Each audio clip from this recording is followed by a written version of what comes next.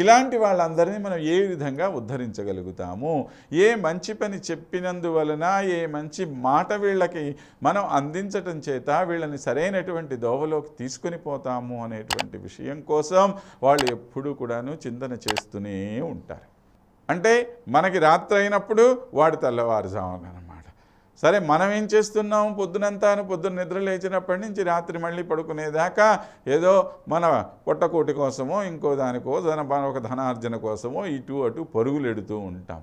పరుగులెడుతూ ఉంటే వీళ్ళు హాయిగా పడుకొని నిద్రపోతూ ఉంటారట. నిద్రపోతుంటారని నిజంగా నిద్రపోతారని కాదు అర్థం అక్కడ. ఎందుకు ఇంత ఆతృత పడిపోతున్నారు ఈ జనాలందరూ? ఎందుకు ఇలా పరుగులు ఎత్తుతున్నారు? ప్రశాంతంగా ఎందుకు ఉండలేకపోతున్నారు వీళ్ళు అనేటువంటి భావం వాళ్ళ మనస్సుల్లో అలాగా ఉండిపోతుంది.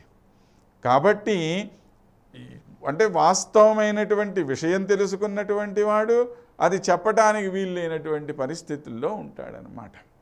కబీర్ దాస్ అనే మహానుభావుడు అంటాడు, భగవానుణ్ణి గురించి తెలుసుకున్నటువంటి వాడి పరిస్థితి ఎలాంటిది అనంటే బెల్లం ముక్క తిన్నటువంటి మూగవాడి లాంటిది ఆ పరిస్థితి.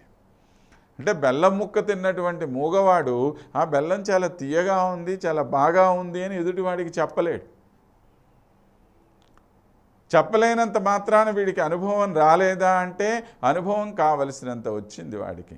చాలా అందంగా దాన్ని అనుభవిస్తున్నాడు అతను, ఆనందాన్ని పొందుతూ ఉన్నాడు. కానీ ఈ పొందుతున్నటువంటి ఆనందం ఎదుటివాడితో పంచుకోవటానికి నోట్లో మాట రావట్లే. ఇప్పుడు అలాగనే జ్ఞానులైనటువంటి వాళ్ళు భగవద్ అనుభవం పొందిన తరువాత అసలు ప్రపంచంతో వాళ్ళకి సంబంధమే లేదు అనుకుంటున్నప్పుడు వాళ్ళు మన దగ్గరికి వచ్చేవో మాటలు ఎందుకు చెప్తారు చెప్పండి? నాకు అసలు ఈ ప్రపంచమే వద్దు అనుకుంటున్నాడు అప్పుడు అతను.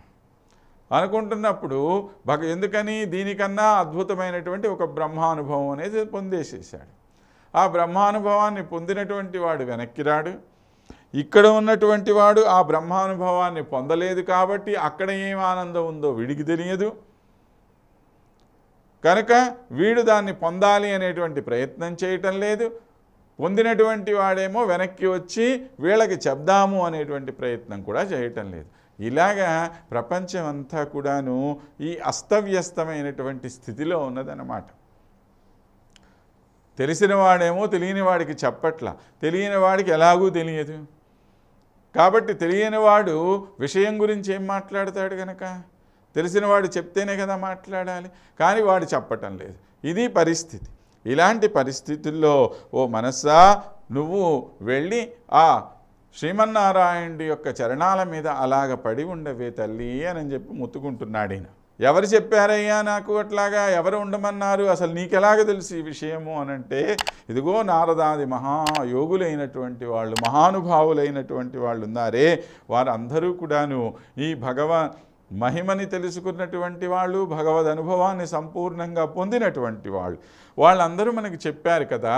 ఆ చెప్పినటువంటి మాటని మనం ఎందుకొని స్వీకరించలేకపోతున్నాము? ఈ విషయం మనకి చెప్పాలి. కాబట్టి అది గనక నువ్వు తెలుసుకోగలిగావు అనంటే నువ్వు హాయిగా ఆనందపడతావు. కాబట్టి నా యొక్క మాటని నువ్వు విని నేను చెప్పినట్లు కనుక చేసావంటే నువ్వు ఉద్ధరింపబడతావు, లేకపోతే అధోగతి పాలవుతావే అని చెప్పాడు.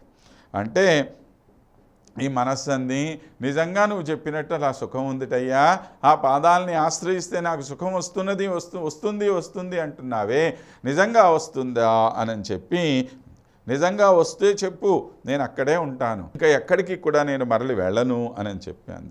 అనంటే అప్పుడు కులశేఖరుల వారు అంటున్నారు, ఏమని చెప్పమంటావు ఆ అందాన్ని, ఏ విధంగా వర్ణించమంటావు అని చెప్తూ మనకి ఇదిగో ఈ శ్లోకాన్ని అనుగ్రహిస్తున్నారు.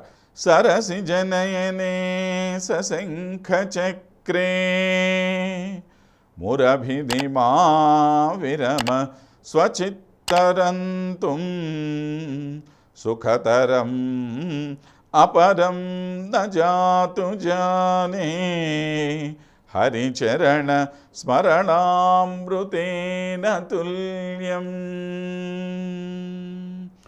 అనంటే భగవానుడి యొక్క ఆ అందాన్ని ఏమని వర్ణించమంటావు చెప్పు. ఆయన యొక్క కళ్ళు సాధారణమైనటువంటి కళ్ళ, సరసి జనయని అన్నాడు. ఆయన కళ్ళు ఎలాంటివి? పద్మముల వంటివి. పుండరీకాక్షుడనే కదా ఆ స్వామికి పేరు. సర్వేంద్రియాణం నయనం ప్రధానం అని చెప్పి అంటారు కదా. కాబట్టి ఆయన్ని పైనుంచి వర్ణన చేసుకుంటూ వస్తున్నాడనమాట.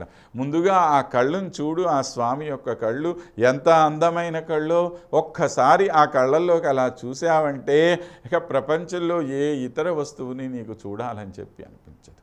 ఒక మనిషిలో ఉండేటువంటి ఆకర్షణ అంతా కూడాను మిగతా అందం ఎట్లా ఉన్నా సరేనండి, కంటిలో ఉండేటువంటి అందమే అసలైనటువంటి అందం. కొంతమంది కళ్ళు అలా చూస్తూ ఉంటే జీవితాంతం అలా చూడాలనే అనిపిస్తూ ఉంటుందన్నమాట.